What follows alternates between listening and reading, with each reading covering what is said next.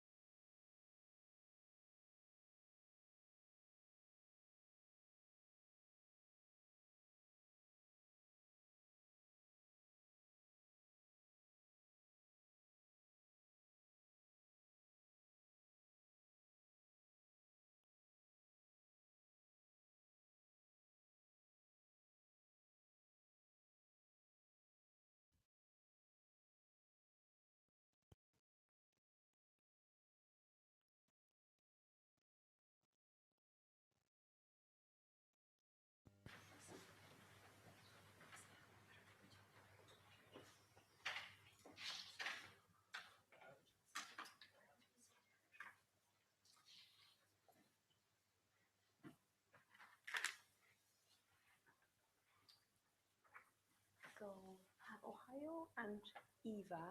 Do I have Kiratipong? Great. Do you want to join me up here or yeah? Is that okay?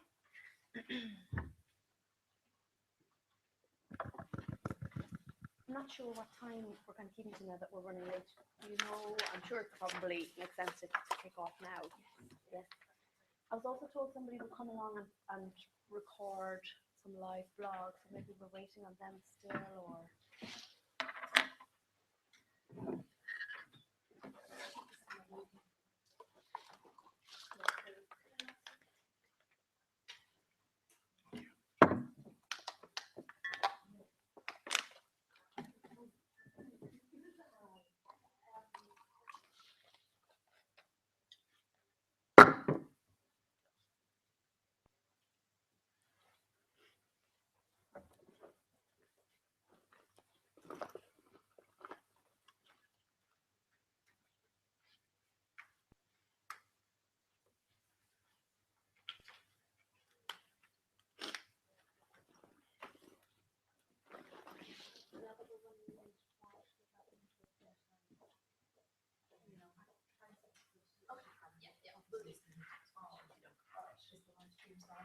No. This one here. Good investment.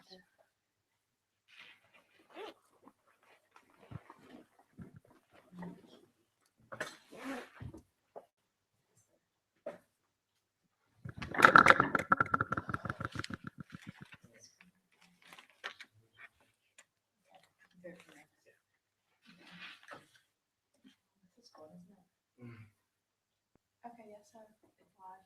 Okay, so that's no problem.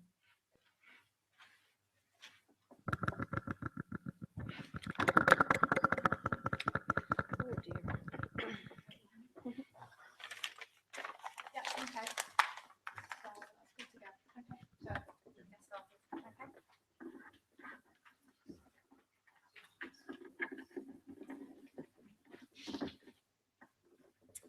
Hello everyone, I'm Dr. Aoife Daly. I'm Senior Lecturer here at the University of Liverpool.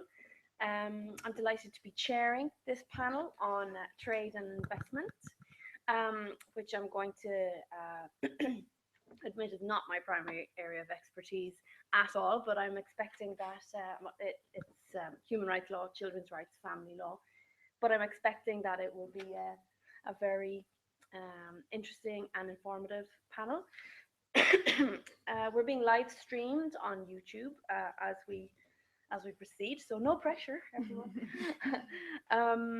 And we are running a bit late. I have been asked to keep as close to time as possible, but if we do have a lot of questions, which I'm sure we will, we'll see what we can do in terms of rigging room for extending a little past 12:05.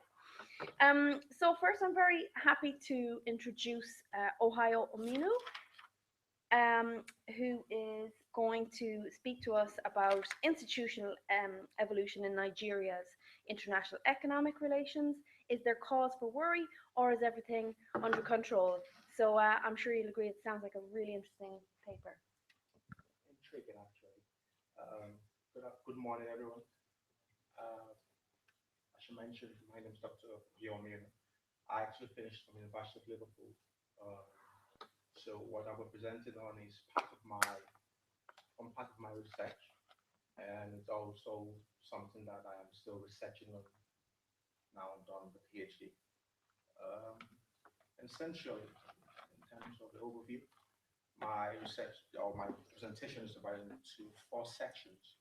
First, I'll try and create a background context, especially what I mean by evolution, institutional evolution, what perspective and in what context. And then the second part of my presentation would consider the evidence which points to institutional evolution in Nigeria's international economic relations. And then I will look at the implications of these changes or evolution. And finally, I will consider how the Nigerian legal system is coping or dealing with these changes. In terms of the background context, international economic relations has dominantly for over a century been regarded as an area which is dictated by state practice, and states have been responsible for how the way international economic relations takes place. But then with time or progressively there have been changes. We've had a shift in emphasis from state practice, and what we have instead now is the emergence of new actors, new clusters. So for example, the European Union, you have NAFTA. Not only do you have new clusters, we also have new collaborations, whereby, such as the TTIP, where you have the EU and the US coming into forms of arrangement in terms of trade or international economic relations in general. In addition to the emergence of new clusters, in terms of new actors, you also have the rise of human rights and environmental activists, which are now playing a prominent role or are emerging as a dominant force in how international economic relations is practiced.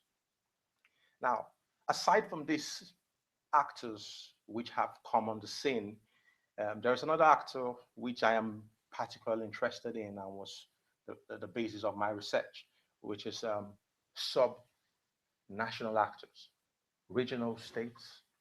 They're called different names in different places. For the purposes of Nigeria, they're just called states. So now, not only do we have subnational governments also becoming a factor to consider in the way international economic relations functions, subnational governments that are found within federal countries provide even a more sterner test for the way international economic relations plays out. And the reason is that federal systems inherently or by definition is based on shared powers. And the essence is that you have multiple levels of government sharing powers. So ideally, in an ideal federal system, you have the powers which are delegated to the national government, those enjoyed by those that are shared by both the state and the federal government, and you have those that are left or reserved for the state. Now, with such arrangements, it provides a very, very, very intriguing situation and has always been a challenge for international relations and the operation of international economic norms. One of the main problems is that there's a possibility that one of the lower levels of government can do something, introduce a policy, take a direction, which puts the country into or leads to a situation whereby there is retaliation or a dispute between the whole country and another trade partner. So with such issues arising, the practice in international law tends to frown on the engagement of subnational governments in international economic law and international relations in general. Now, with that in mind, Nigeria, my case study, has or bears the hallmarks of what you would expect from the conventional norm in international economic relations. Now, in the Constitution, based on the sharing of powers that I explained earlier on, issues relating to international economic relations fall under the jurisdiction of the central government. And some of the provisions, so now the way it's shared, so in Nigeria, you have 3 tiers of government, and each list dictates what powers each tier of government exercises. And any matter that falls under the exclusive legislative list is the central government that's responsible for it.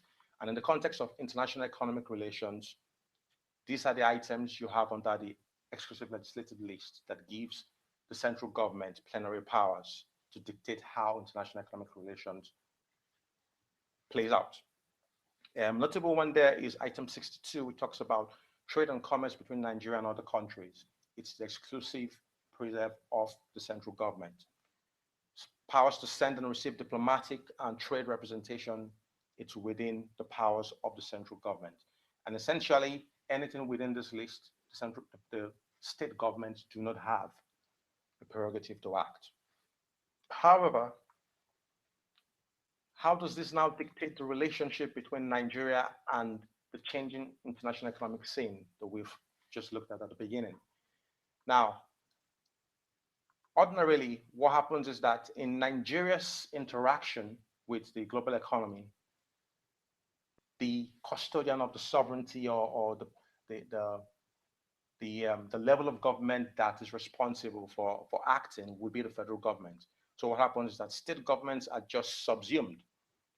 Now, but this provides a very interesting or delicate scenario, because even though subnational governments are subsumed under the structure and do not have constitutional powers to act, of recent, both in Nigeria and in other federal systems, we are seeing a situation whereby subnational governments or states are beginning to expand in their sphere of influence. And this is what brings my topic into focus. What is the evidence to indicate that subnational governments are taking on more powers? Also, what are the implications of these powers or these new spheres that they are moving into? Now, in the course of my PhD and subsequently afterwards, I have been monitoring what's been happening in Nigeria, especially since the return to democratic rule in 1999. There's been a sustained period of democratic rule, and in this period, a lot has changed. And one area where there has been a noticeable change, well, at least to me, is in the structure and mechanisms for the practice of for international economic relations. Now, what we have ordinarily is central agencies responsible for the promotion of foreign direct investment, the facilitation of foreign direct investments, facilitation of trade, etc. But however, in the past 10 years, we have seen a situation whereby states are beginning to open and operate parallel processes and mechanisms for promoting, attracting, and facilitating foreign direct investment. A good example is what happened in 2012, where the state, Bayelsa State, which is in the South region, opened trade offices in all the major cities of the world. It opened in Dubai, in New York, in London, in South Africa. And going by what I explained earlier on about where you find the issue or where you find the powers to send trade representatives, the states don't have the power to do this. So this was a very interesting occurrence which came up, but it didn't seem to raise a lot of eyebrows in terms of what does this mean? Is this the states moving into the sphere of the central government, and what does it tell, or how is the state mechanism or the legal system dealing with this change? Not only do we have dual processes, also there have been enhanced foreign economic diplomacy by state governors. Notably, the outgoing governor of Lagos State, which is the major industrial hub in Nigeria, has been receiving a lot of high-profile diplomatic envoys. Most notably in 2011, David Cameron came to Nigeria for the first time on an official visit, and he bypassed the seat of government in Abuja and came to Lagos to see the governor. So what happened was that the president had to fly in from Abuja to Lagos to meet David Cameron, because David Cameron opted to meet with the governor of the state. And the transcript of the meeting shows that a lot was discussed about international economic relations between the UK and Lagos State. This is strange. This is just one of so many other examples, but for the sake of time. Now, also, we've seen states introducing what I would like to term indirect foreign economic policies. Now, when I mean indirect, as I mentioned earlier on, there's an area of shared powers where the state and the federal government can both legislate. Now, what the states have started doing in recent times, especially Lagos State, is introducing policies which falls within the area that they have powers to act, but which has an indirect impact on the way international economic relations is practiced in Nigeria.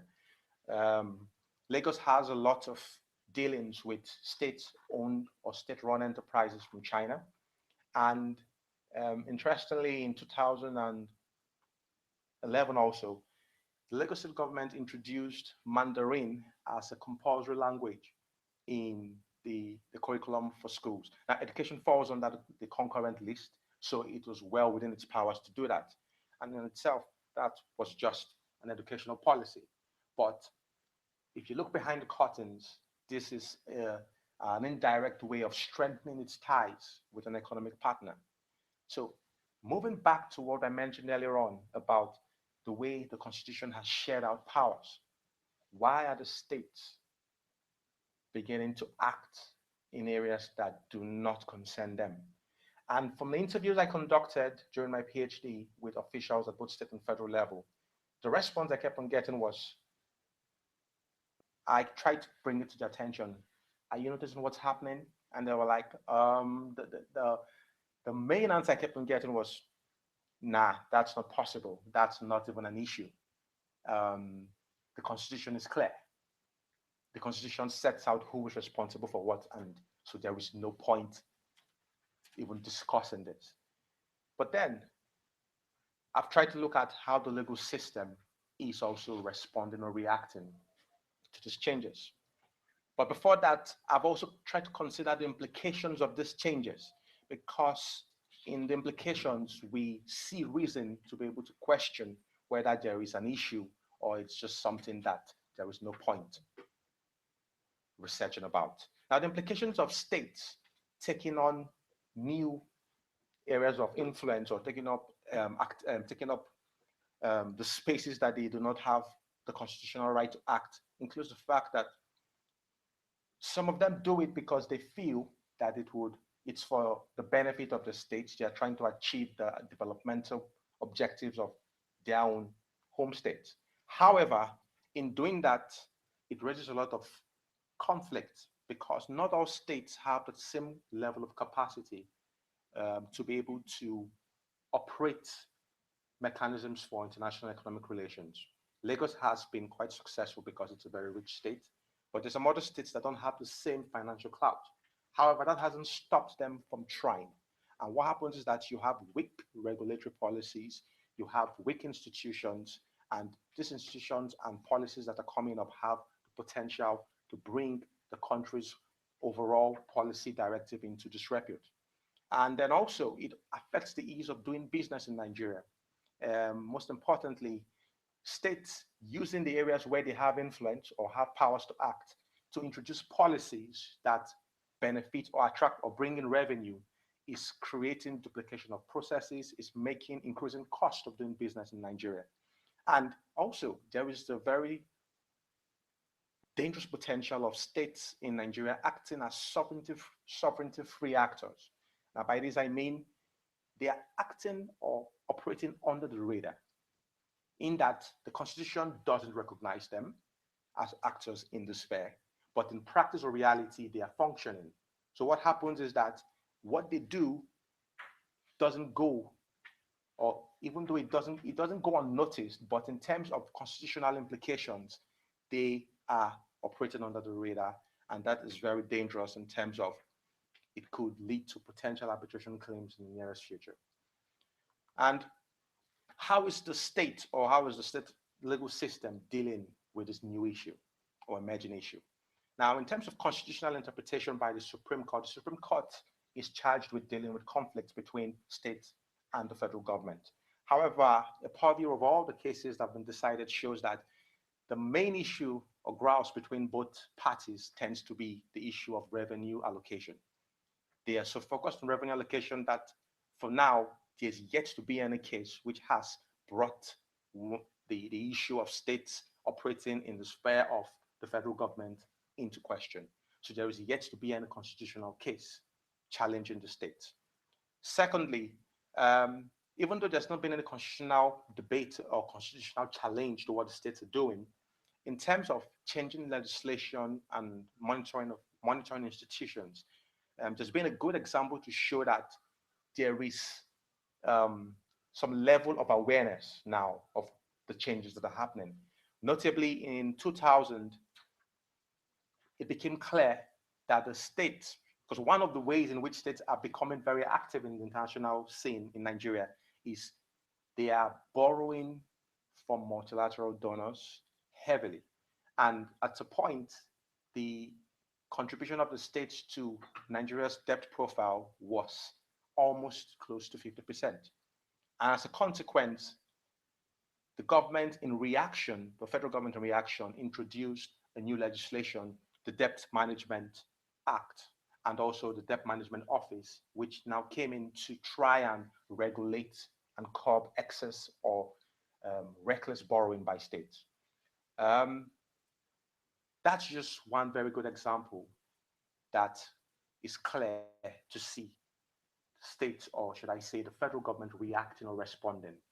Now, there have been some ad hoc coping mechanisms introduced. And when I mean ad hoc, they come, it's piecemeal, once in a while, nothing coherent yet.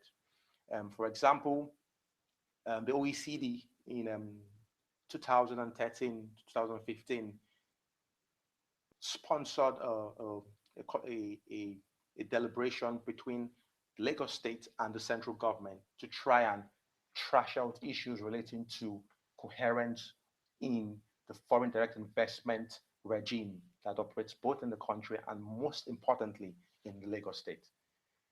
But that's just one example. This has not been a policy that has been adopted countrywide. So it's still early days to see if this would be mainstreamed into the main regime for international trade and investment in Nigeria.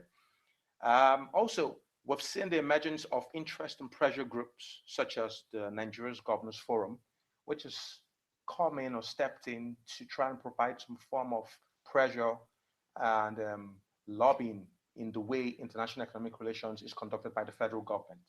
Now, this particular institution is still far from achieving good, should I say, tremendous results in terms of facilitating some better coherence between what's happening at the state and at the federal level. But it is just one example of coping mechanisms that have been introduced. And in summary, what I found out till date from my research is that the response of the legal system is reactionary rather than proactive. And if you compare this to what's happening in other federal systems, there is a better awareness of these actors and their impact, both in terms of potential and challenge to the way international economic relations functions. And it's necessary that in Nigeria, a more proactive approach is adopted so that they are not responding to situations after they have already escalated. For example, the recent current president that came in May, in his inaugural speech was very clear that one of his main agendas was to ensure that states no longer go into the financial market, especially the capital market, to borrow. Now, this is responding because there has been a lot of rot and a lot of damage done already. So essentially, there's also an issue of perception. That's the second to the bottom. And I noticed this issue of perception in the interviews I conducted in terms of the fact that the stakeholders are, will I say, not oblivious to what's happening, but they don't consider it something that should be a cause for concern. And most of the faith, they place their faith in the fact that the Constitution is clear on who has powers for what. But what the evidence shows that in reality, the practice is different. And the sooner the perception changes, the easier and the sooner it would be that Nigeria can both harness the potential of these new actors and at the same time curb the challenges or mitigate the challenges they pose by interacting in spheres that ordinarily they were not constitutionally equipped to function in. So essentially there is room for improvement, and it's an ongoing research that I'm doing, and I would really appreciate your comments, your criticisms, your views, and your questions. Thank you very much. Thank you very much, Ohio, for your very interesting paper, which is pushed forward so succinctly with so many complex issues. I wonder if people would prefer to ask questions now, or whether people would like to take them all together at the end. Does anyone have burning questions up there? Okay, great stuff. Thank you, Ohio. We'll take some questions at the end. I know I have a couple of myself. Okay. Try not to abuse the floor, but I'll get all the questions. So now we have Kiratipong, Naewmalee. I hope I got that right. I also have a name that isn't straightforward to pronounce. Irish, so I'm with you there.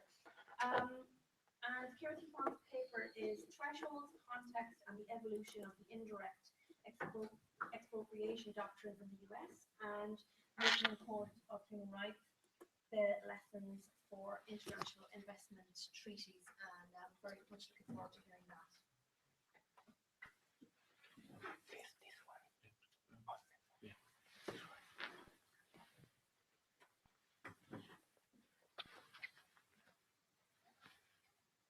Good morning, everyone.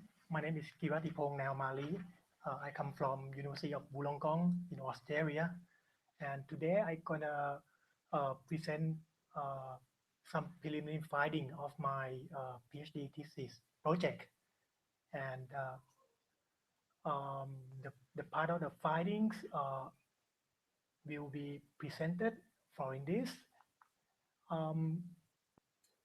Next, I will give you some background information about my research interests, research questions, some methodology remarks, and about some findings on the domestic law in US and European Court of Human Rights regarding the indirect expropriation laws. And finally, I will come up with some conclusion remarks and implications for international investment treaties. Some of you might have known about bilateral investment treaties. It is the agreement aimed to provide protection of the foreign investor within the countries. Nowadays, there are more than 3,500 bids concluded worldwide between countries in order to provide protections to the foreigners located the business activity in the countries of the contracting parties. What are contained inside the bids? There are lots of standard provisions, but one of the most controversial provisions is about the expropriation. I mean, the protection against unlawful expropriations. In these provisions, it includes a wide range of expropriation. It can be both direct or indirect. What does mean direct is quite clear now today. It means the transfer of the property from individual to the states. For example, state want to build a big road, so the state have to expropriate the land physically. But what is mean indirect expropriation is still full of ambiguities and has lots of controversies in international investment treaty and in customary international law. It can be concluded a wide range of regulatory interference carried by government. For example, if the government carries some environmental measures and that cause some negative impact on the business activity of foreign investor protected under BIDs, this gives the right to the foreigner to sue the host government with a huge amount of compensations. And because of the ambiguity of the text, this lead to many concerns in academic and legal practitioners because the term is vague. So the term is practically explained or elaborated solely by the international arbitrators. And in most of the case, the evidence suggests that in most of the case, tribunal tend to interpret in the term to provide protections to foreign investors rather than the benefit of the states. Okay, so because of the problem of the ambiguity and incoherence of the text, my key questions is, what do the domestic law says about this? And what is the general consensus or general principle of law that countries in civilized nations say about this? And based on the lessons learned from the countries, what should BIDs say about this in the future? Okay. As I mentioned about the problem of legal ambiguities, nowadays there are lots of literature advocate about the using of general principle of law as the interpretative tool to analyze the issues. Under Article 38 of ICJ statutes, it recognizes the legal principle recognized by civilized nations as the source of laws. Under these principles, it means that we can use the law generally recognized by civilized nations as the interpretative tools when confronting some kind of ambiguities. And what is subject of the law of the general principle? According to the growing number of literature in the field, many of them indicate that the tribunal should make to some certain extent difference to public law framework. Public law framework and investment treaties share some common characteristics. What?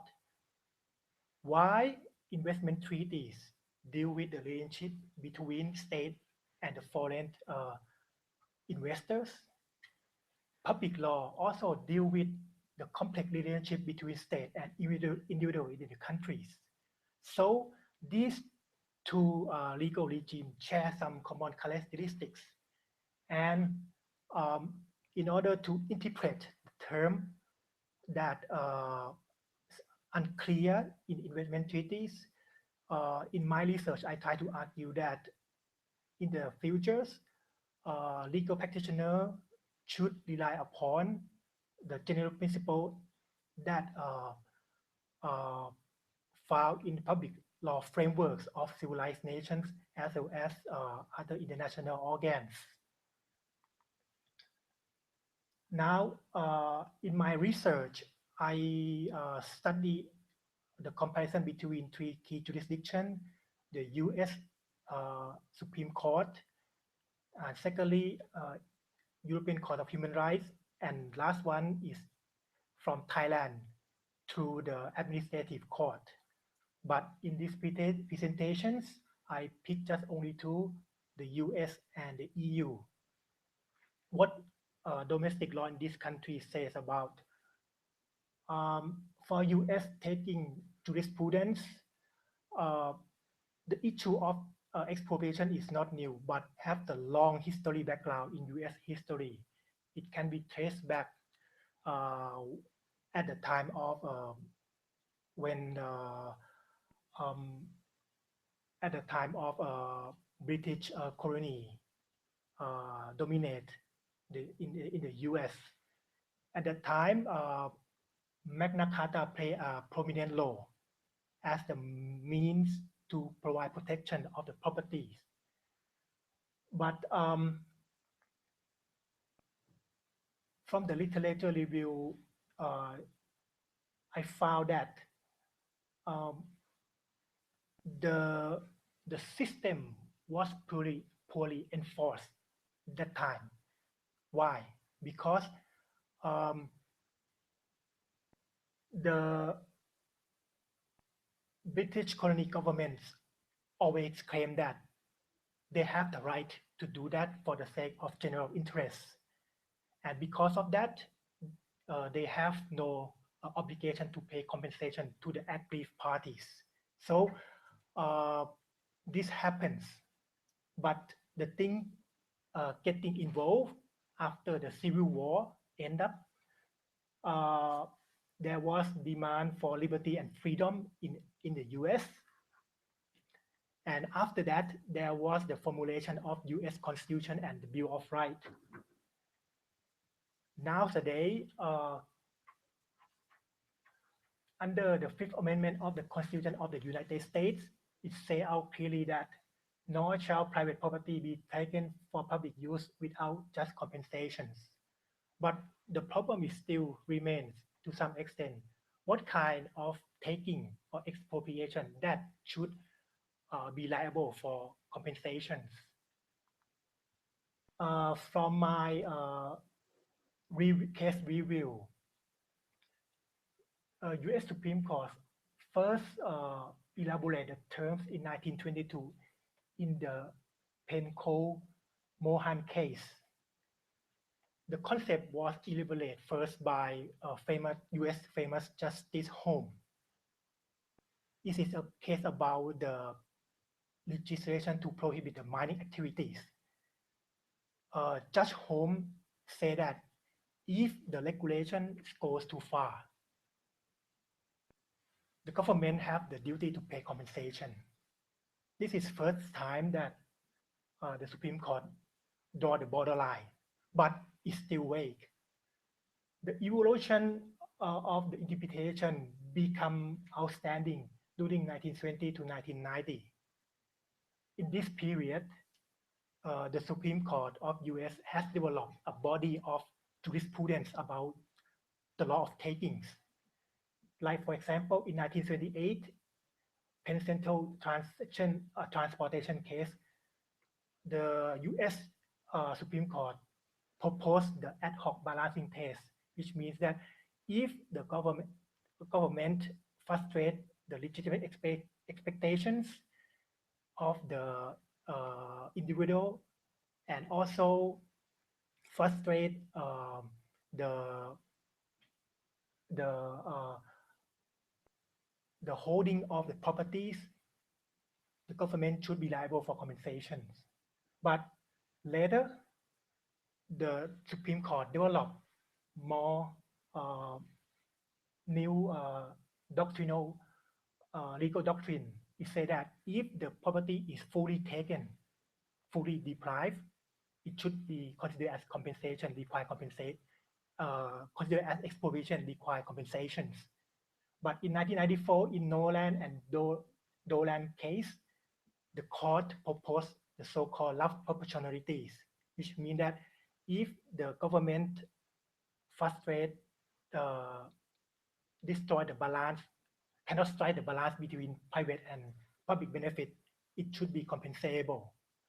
In early 21st, since 2001 to current to now today, there are more than about 10 cases, and half of them apply the balancing test criteria. When we talk about when we talk about UN Court of Human Rights, the starting point quite similar. Before World War II, there was no universal rule about this, but after Second World War II, member states got lots of bad experience from dictatorships. So the European Court of the European Convention of Human Rights was signed up and ratified, and about the protection of property rights is appeared in the first protocol. Under Article 1 of the first protocol, it says out that every person has the right to peacefully enjoy the possessions, and state has the obligation to follow three key rules. First, not to interfere with the peaceful enjoyment of property. Second, not to deprive the person of their person or of the possessions. And last one, the control must be subject to the lawfulness.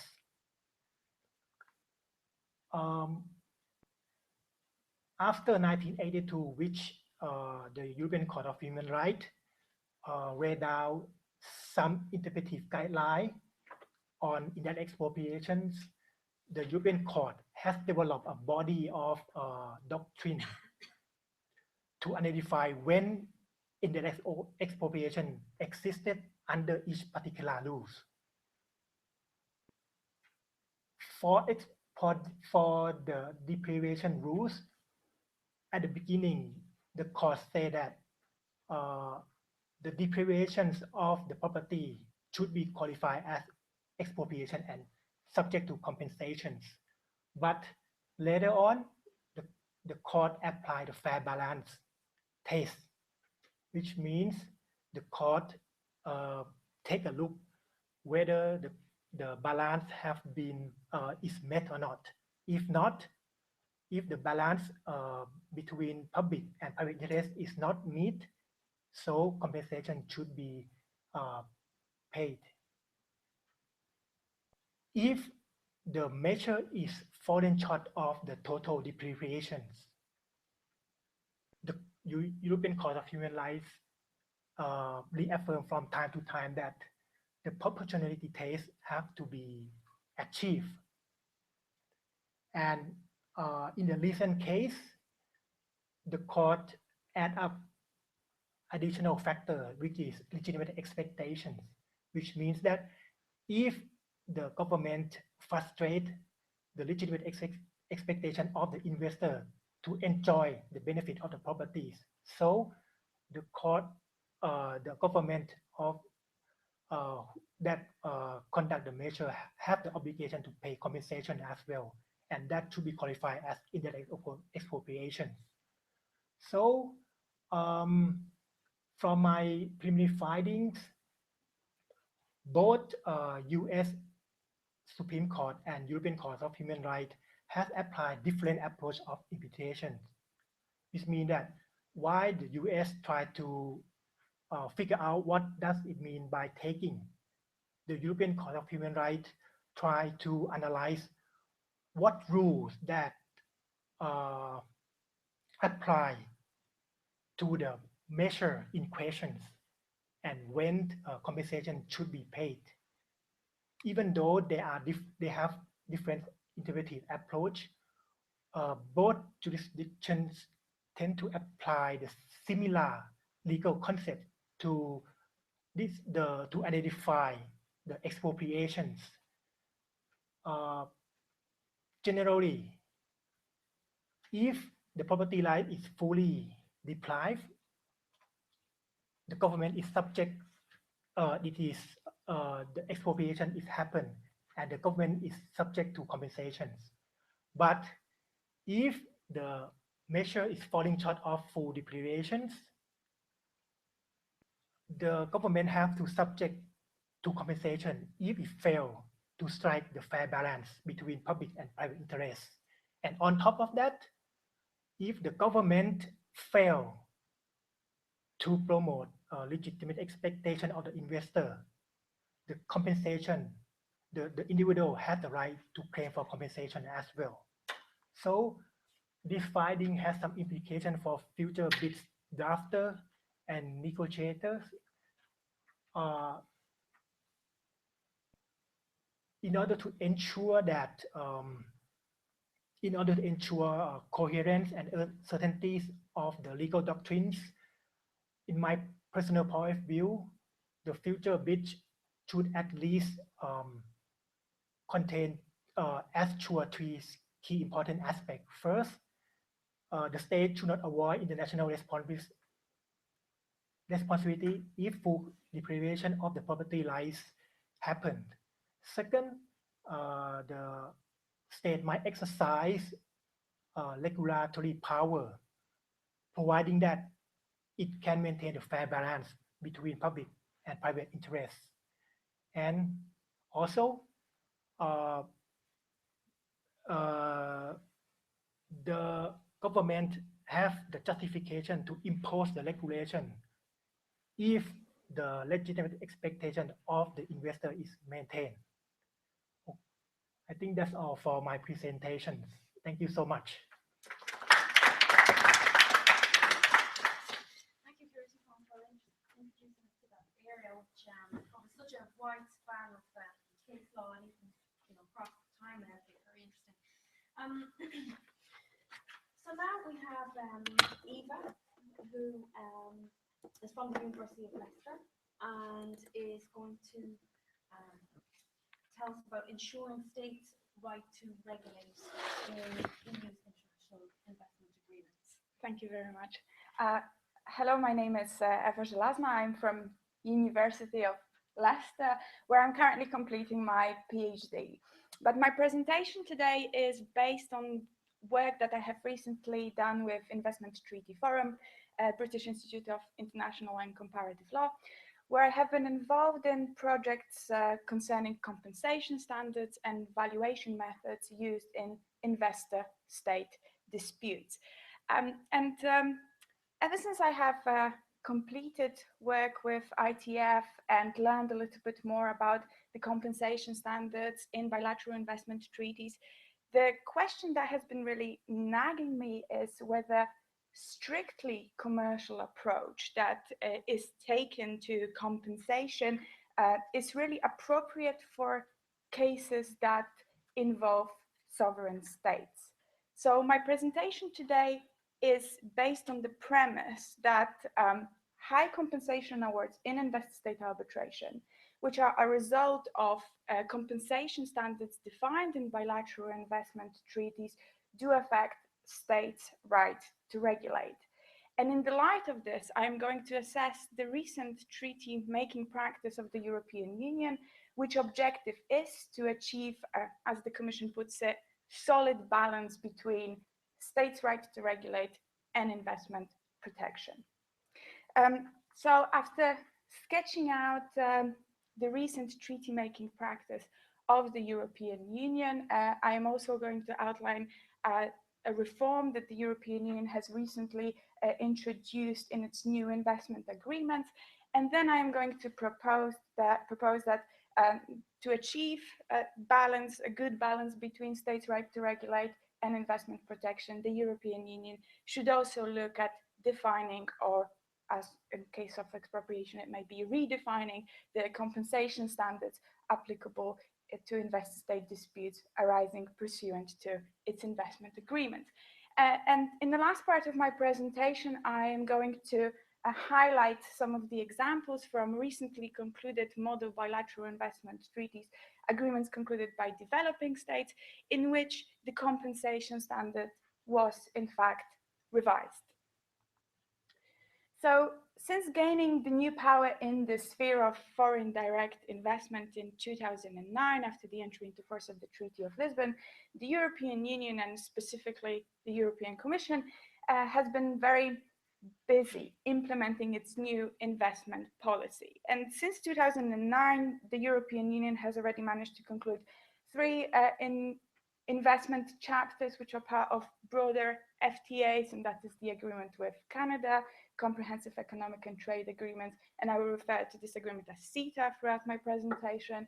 The second agreement is EU-Singapore Free Trade Agreement, and the third one is EU-Vietnam Free Trade Agreement. So, as the Vietnam agreement has not been made available to public yet, my presentation and my assessment today is based only on the provisions of CETA and EU-Singapore FTA.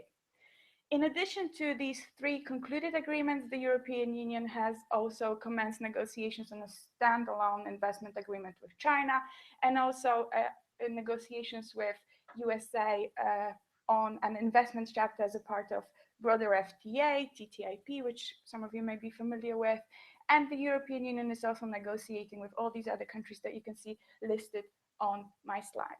So as you can see, what you can see from here is that the European Union is casting the net rather wide when it comes to implementing its investment policy. And when all of these agreements will enter into force, they will replace any old, already existing bilateral investment treaties that have been previously concluded by EU member states. So this is a really good opportunity for the European Union to introduce some meaningful reform into the investment treaty-making practice that was previously, prior to the entry into force of the Treaty of Lisbon, undertaken by EU member states. And the Union has actually proposed, one of the main changes that the Union has proposed in the investment treaty-making practice is to make states' right to regulate an underlying principle of EU's international investment agreements. And so far, the strategy of the Commission, strategy for the purpose of achieving these objectives of good balance between states' rights to regulate and investment protection, was to clarify and improve substantive protection standards in international investment agreements. So what we have seen in the agreements concluded to date, so CETA and EU-Singapore FTA, is that fair and equitable, the definition of fair and equitable treatment has been clarified, and fair and equitable treatment now includes a list of conduct which may constitute a breach. So the standard has been significantly narrowed down. The changes made to expropriation in these 2 EU agreements, which is something that may be useful for you, in the expropriation provisions, the Union excluded non-discriminatory actions of states which are pursued for public purpose, such as protection of health or environmental protection. It excluded them from the definition of indirect expropriation. So these measures can no longer be challenged, although there is a debate, what does it mean, a measure pursued in public interest, and how far does this exclusion extend? So what you can see from these 2 reforms is that the Union has focused mainly on limiting the possibility that legitimate actions of states may be challenged in investor-state arbitration, but so minimized the risk of state being sued. But I believe that broadly defined standards and the possibility of a challenge in investor-state arbitration are not the only aspects of bilateral investment treaties that affect states' right to regulate. High investment awards rendered in investor-state cases directly affect state budgets. They increase costs of regulation. They may prevent states from regulating in public interest due to the shortfall in public finances that these awards may create. So I believe that for the European Union to achieve this solid balance between states' right to regulate and investment protection, it should really look at redefining and revising its compensation standard. Because so far, the agreements that have been concluded by the European Union follow the traditional approach adopted in bilateral investment treaties. So they only define compensation standards applicable to cases of legal expropriation, and the standards require states to pay prompt, adequate, and effective compensation, and further define adequate compensation as equivalent to fair market value of the investment expropriated. In cases concerning violation of other treaty standards, such as already mentioned today, fair and equitable treatment, or cases of illegal expropriation, new EU agreements and bilateral investment agreements in general do not really specify any compensation standards. So what the tribunals have done, they have referred to the customary international law standard, and that customary international law standard is derived, the tribunals derive it from draft articles on state responsibility of the International Law Commission, and also judgment of the Permanent Court of International Justice in the case of factory at Chorzów. In cases concerning violation of other treaty provisions or illegal expropriation, the minimum threshold, so the minimum amount of compensation payable to investor, is also fair market value of the investment. But in addition to this fair market value, investor may also recover for any incidental damages that they have incurred, or may recover for the increase in the value of the property that occurred between the time of the expropriation and the date of the award. So when these standards are applied in investor-state cases, they sometimes lead to an extremely high awards being rendered against states. And last year alone, we have seen some record breakers with the, as you can see here, the highest award ever rendered in investor-state arbitration happened in the case UCOS versus Russia, where $50 billion was awarded against Russia. The award against Venezuela of 1.6 billion is the third highest award that we know of that we have seen in investor-state arbitration. And European states are also, first of all, often subject to investor-state arbitration, or respondents in investor-state cases, and are often subject to high compensation awards. And this slide here lists for you the highest compensation awards that have been to date awarded against European states. And this is just a fraction of all awards against EU member states. To date, the highest awards were paid by Slovakia and Czech Republic, so not a very big economies at all. And it was in CME versus Czech Republic, so the second case on this slide, where arbitrator Brownline has criticized adopting a purely commercial approach for the purpose of calculating compensation in cases concerning sovereign state. Brownline criticized the amount of compensation awarded against Czech Republic as exorbitant, especially if we take into account the financial capabilities of that state. At the time the award was rendered, it constituted approximately 1% of Czech Republic's gross national product. So these awards are actually very significant. What Brownline also rightly points out is that since these disputes involve sovereign states which are responsible not only for protection of foreign investment in the country, but also well-being of the citizens in general, high awards which could have severe economic impact on their economies really should be avoided. And I think that bilateral investment treaties should provide a mechanism for arbitrators that would allow them to, if necessary, if circumstances are right, to take into account public nature of a state as a justification to perhaps rationalize the amount of compensation awarded in these cases. Now, it may seem to you that the claim that high compensation awards like this could cause an economic hardship or some kind of economic difficulties for the European Union, the largest economy in the world, that claim may seem a little bit far-fetched. But what we need to bear in mind is that the financial responsibility for compensation in these cases in investor-state arbitration is actually borne by individual member states and is, or in most cases, will be borne by individual member states and will be paid from the national budget. And these recent trends of extremely high awards being awarded against states, in addition to the amount of cases that are pending against EU member states, certainly gives rise for concern. As you can see from this slide here, Spain is probably a country that should worry the most, because it has currently 24 cases which are pending against it, and all of these cases were filed in by investors in renewable energy sector, and are a result of a single reform package that Spain has passed. Now, similar disputes are also faced by Italy, Bulgaria, and Czech Republic.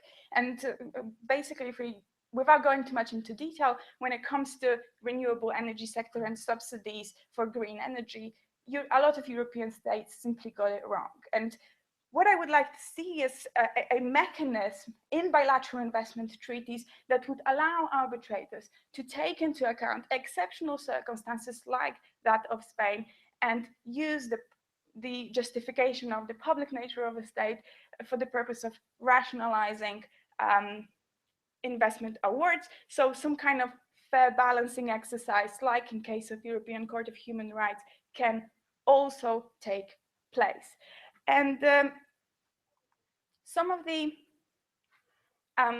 developing states have already developed mechanisms in their model bilateral investment treaties that award state a greater margin of error when regulating in public interest or when introducing any measures for that matter. So in the model bilateral investment treaties of Southern African Development Community, we have a clause on expropriation which relaxes a link between fair market value of the investment and the amount of compensation payable in investor-state disputes. The clause states that the assessment of fair and adequate compensation shall be based on an equitable balance between public interest and interests of those affected. Clauses in Indian model bilateral investment treaties list any other relevant considerations regarding the need to balance the public interest and the interest of the investment as one of the mitigating factors which can be used for to reduce the amount of compensation payable to an investor. And I do not advocate that this particular language should be adopted in EU treaties. This is merely to illustrate that the link between states' right to regulate and protection of states' right to regulate and the amount of compensation awarded in investor-state cases have already been made by some of the developing states. So, in conclusion, I believe that there is a direct link between the definition of compensation standards in international investment agreements and states' right to regulate. And the current compensation agreements in the recently concluded EU's investment chapters really allow for business as usual. So in some cases, exorbitant awards being awarded against states. So if European Union wants to achieve this solid balance between states' right to regulate and investment protection, I believe it should give it a second thought and consider revising compensation standards in its new international investment agreements. Thank you.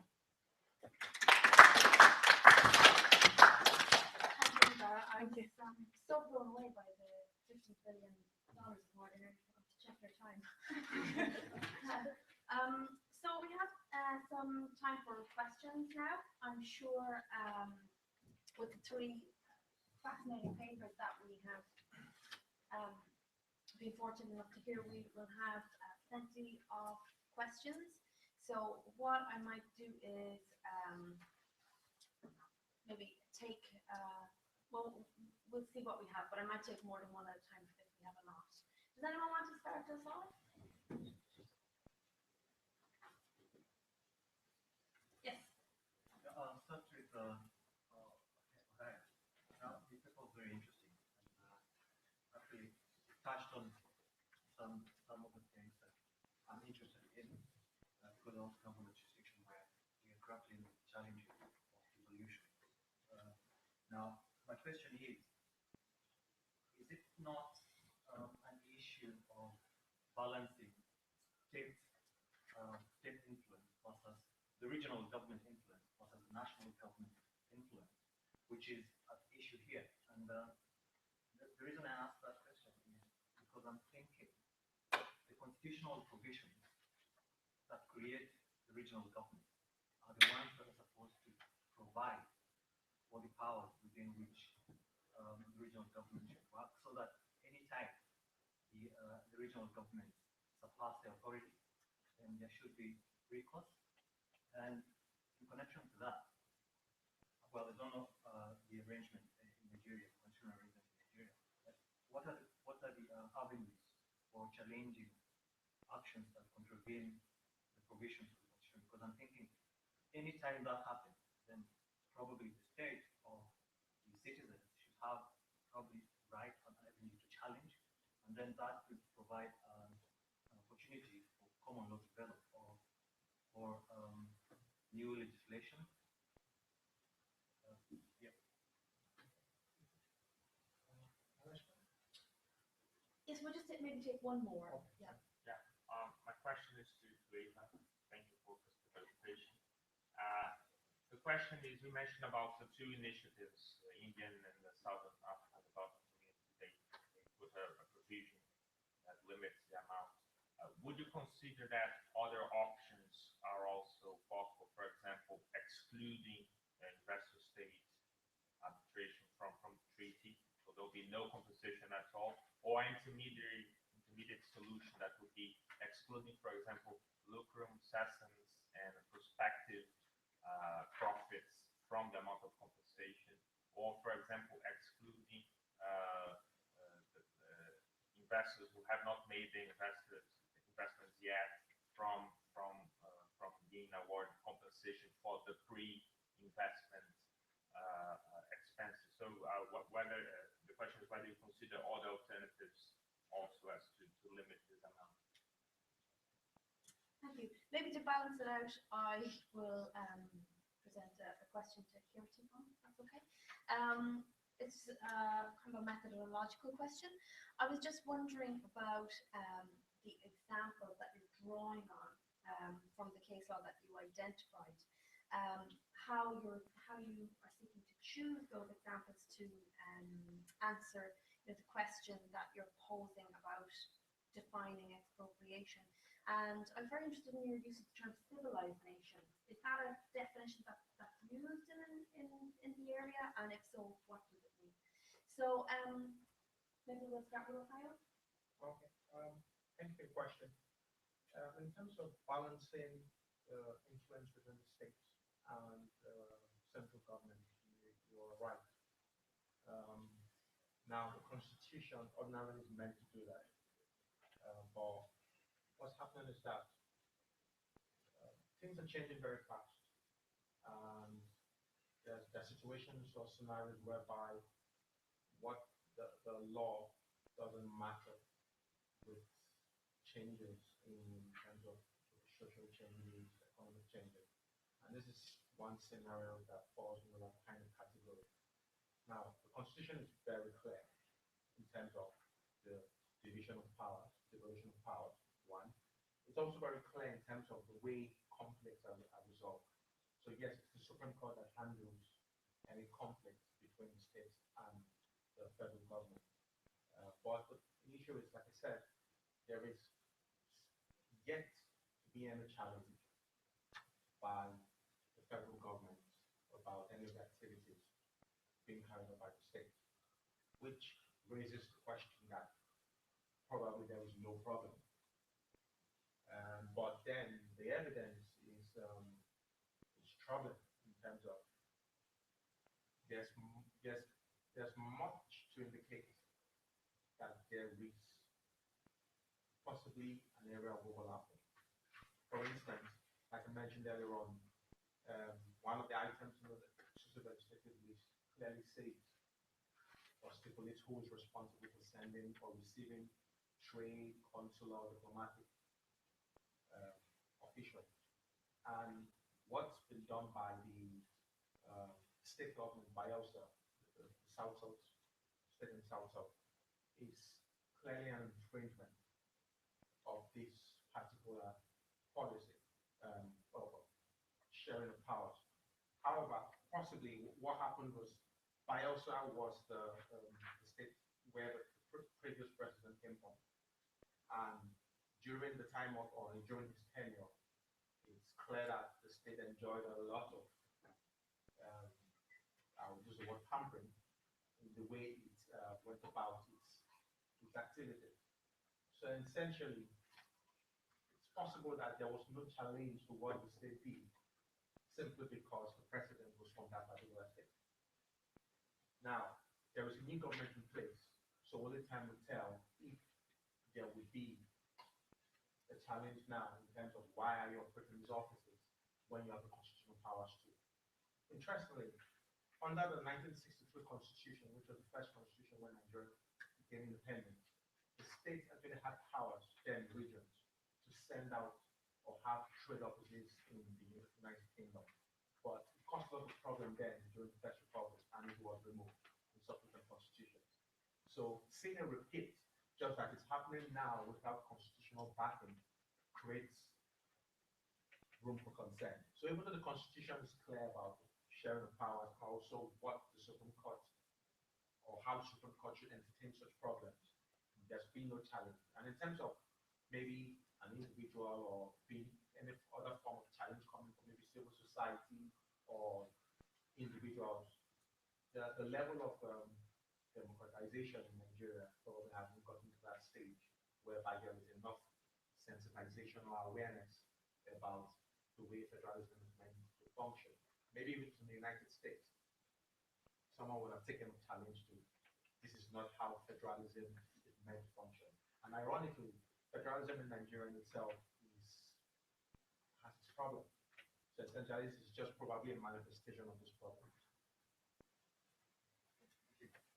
Thank you. We go with David next. Thank you. Thank you for your question. I don't think that problem with bilateral investment treaties is investor-state dispute resolution mechanism. So no, I don't think we should exclude it. I think it is a good tool to hold governments accountable, good international tool, an effective international tool to hold governments accountable. And perhaps a few months ago, we could have argued that we don't need this mechanism for EU agreements because all EU countries respect rule of law. But recent changes in Poland and in Hungary and clear disregard to some of the basic democratic values kind of throws that argument out of the window, and I think there is still a need for investor-state dispute resolution system in EU's bilateral investment treaties. As to the recoverability of future profits, so the use of discounted cash flow methods for the purpose of valuing the compensation, I haven't decided yet whether it's good or bad to have this yet available, mainly because DCF in the sense that it is based on the future, discounted future profits of a particular investment, does in fact reflect the nature of an investment in the best, in some circumstances, in the most accurate manner as an asset that's supposed to yield returns in the future. Nonetheless, the big problem with DCF is its speculative nature, is the fact that half of a dispute is actually about the discount rate applied in the DCF model rather than the substantive standards, and this is where the essence of the dispute is. So I can see that there are problems with discounted cash flow methods, but I wouldn't disregard it just yet. And the same with other aspects of investors spending or investors being able to recover pre-establishment expenditure. Maybe it would bring a little bit more clarity to investors with regards to the amount of compensation that they can recover in investor state disputes. But it's difficult to assess its, first of all, its impact in the long term, and also it doesn't really reflect what I would like to, what the test of taking into account public nature of the state is there to do. And it is purely to allow states to either make mistakes or regulate in public interest without being afraid that they will ruin the national economies. Yes, regarding let's respond to your questions. For first question about the case picking up, yes, I accept that this is the quite a hard work to select the case, but most of the case I select is the landmark case, like for the US. The case I used to analyze is the landmark case that most of the literature has referred to, and besides the secondary source I use, I monitor, I screen the case from the computer-based friendly system like LexisNexis to screen out the case, which is very useful. For example, in the US, I pick up the case with the keywords Fifth Amendment US Constitutions, and it provides a long list of cases. But what I really focus is the case after 2000, year 2000, which is quite new and not much literature in this area talking about. And as I told you, for US, there are about 10 cases regarding the expropriation case. So in that sense, is manageable. Okay? And for about the definition of civilized nations, I can't remember exactly the name of the case, but it's quite contemporary. But nowadays, the civilized nation is not just integrated to include just the Western countries, but include all UN member. The member who is, the member of the United Nations qualify as the civilized nation. This means that they might include all kind of different legal traditions, like Chinese legal traditions, Muslim, of everything. But for my study, I just focus to Thailand, EU, and US, which is like the key player in the area. So I think in the future, if we want to study more about the general principle of law, we could possibly expand the site of sample to include other countries with different legal traditions. So that might be useful. Very interesting. Thank you. Any other questions? Yes. Yeah, thank you. I'm a person who's but before that, I want to make a good comment. I was a bit worried too about the third civilized nation following a lot of criticisms, public international law today. I'm thinking that it might be a term that might lead to a relaxation, avoiding it a bit in the use of the word because it's going to need a lot of criticism. A lot of criticism are on that today in international law. And also Article 8 has faced a lot of criticisms too. Some say it's just it does not really, give the full account of what sources of international law today. So I think it's the part that you have to be very careful, what we use, especially in terms of the United Nations. Then my question to Hugh, it's a very interesting paper you have presented, and to me it's very practical. It's like, yeah, you're making us, to be in Nigeria, whether we are from there or not. Everything is being made explicit. And thanks for that.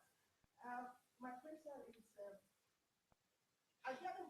of all, I get the impression that you're a bit worried about other actors getting involved, in international economic matters. That's the impression I get, like they are not useful, in going out there to get investment or to get into economic relations. That's the impression I get from that. I don't know, but from what you have presented, that's the impression I get. And now, talking about, from the last question and what came out from you, saying about the 1963 constitution that had provision for that, and the present constitution doesn't have anything. And following what has been happening today in the international scene, where you have so many actors getting involved in the international legal system, don't you think that a possibility that it's time for Nigeria to actually revisit that aspect of the constitution again, to see whether there should be an expansion, of other actors getting involved in economic trade matters, in as much as, you raise some concern about what, the hazard that it might raise. I think that there should be a revisiting of that aspect of the constitution. Thank you so much for a really insightful question. Could I just ask that we just be brief because we have gone over? Do you want to finish that? Well, I think thank you. We might have one more question if anyone has one to add to that. No? Okay, great. Right. So many points I get the questions that my presentation tends to consider the involvement of states or some national government as negative, or like I'm concerned about it. And then the second question, if I get it correctly, is that considering the changes and the fact that the constitution once reflected it, it doesn't reflect it anymore again, and with what's happening, maybe it should reflect it again. For the first part of the question, actually in my thesis, in my PhD thesis, I was more in favor of the argument that they should be given more room to express themselves. And I don't really consider it as negative. Maybe that was the impression, probably that's the view I've taken for this particular paper. Essentially, I see it more as potential and challenges. Now, there are a lot of potential. There's a lot of potential in subnational governments engaging. Some people have talked about the demise of sovereign state as we know it, the change in the way international relations works. But I'm a little careful. I tend to err on the side of caution. I don't see states being replaced by international organizations. For example, what's happening in the EU now gives an idea that at some point you tend to have either rebellion or people start treading carefully about how much room or how much power you want to give to these new actors. Now, for subnational government, there's a lot of potential, especially in the fact that they are able to, in international economic relations, they have the capacity to harness better the areas of comparative advantage, which is the central government may overlook. So that's one potential. But in terms of the challenges, I'm really concerned about them. So I don't call them problems, I call them challenges, in that if they are not dealt with, and as you mentioned, if there is no balance and there is no way to some form of coherence between the way the state and the federal government work, then you might have a lot of problems, especially because in the context of Nigeria, the states have a lot of capacity issues because it's a developing country. So the ability of these states to thrive in this new domain is more theoretically appealing than it is practically possible. That's why I tend to focus on challenges for now. But in terms of whether there should be a change, yes, I agree with you. Maybe the constitution should reflect that. But we know how difficult it's been to get constitutional change in a written constitution like Nigeria. And obviously, because the exception issue still exists, it's not even on the table yet. So at the moment, I feel like a voice in the wilderness is screaming for something that might not happen soon. But if it was left to me, I would advocate that there should be some form of change in the constitution. It happened in Belgium, and the Belgian example has shown us that it does not always work very well. But what's happened there is that they have given room for the subnational governments to be able to express themselves more within the context of the EU. And you have a mixed agreement. But it's had a lot of problems. So we still have a lot to learn from other countries that have gone ahead in terms of giving direct expression to the ability of these entities to operate. So we're far from it. Great, thank you so much. A very good thank you to our three speakers. I know more now about international trade and investment than I ever thought I would. Really enjoyed that. Thank you so much. And all the best in your endeavors.